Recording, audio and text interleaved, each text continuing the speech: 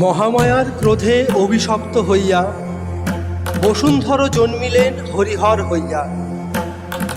হরিহর ঘর করে বধূ লয়ে তিন, সর্বদা কুন্দল করে সতীনে সতীন।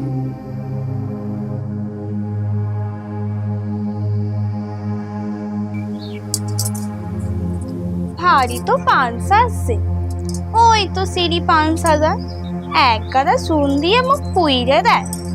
মুখ পুরি কোথাকার। ছোট গিন্নি, বাতাস যে গায়ে লাগে না। ক্ষীরের পুতুল যে বাতাস করবে কি করে? ও গো, আমার কথা কান শোনো তো। বলি, মেয়েকে কি সৌরঘর পাঠাবে নি?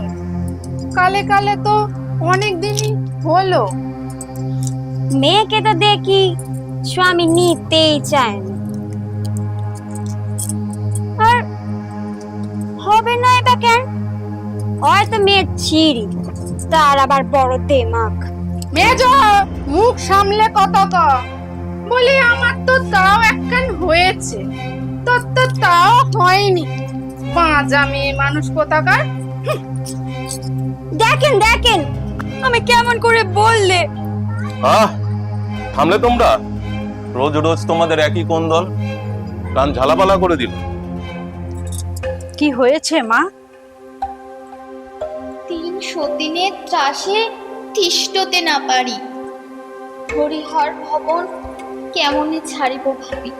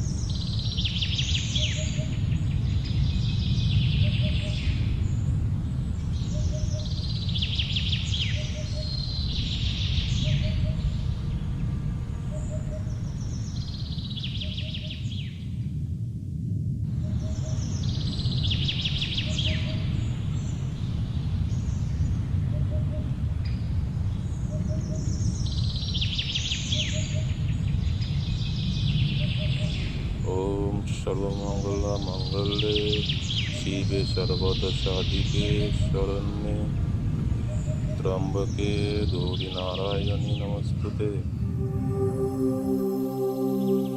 একদা হরিহর বসিয়াছে ধ্যানে, কন্যা বিদায় মাগিছে সেখানে।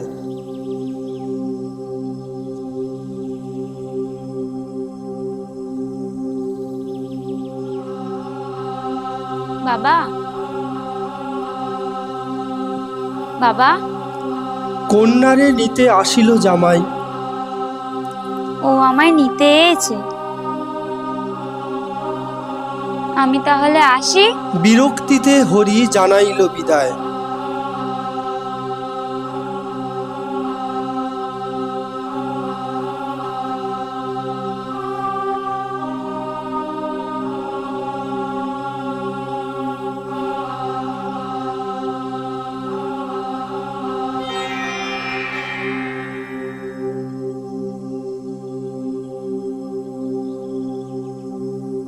ফিরে আসি ঘরে, দেখিল কন্যারে।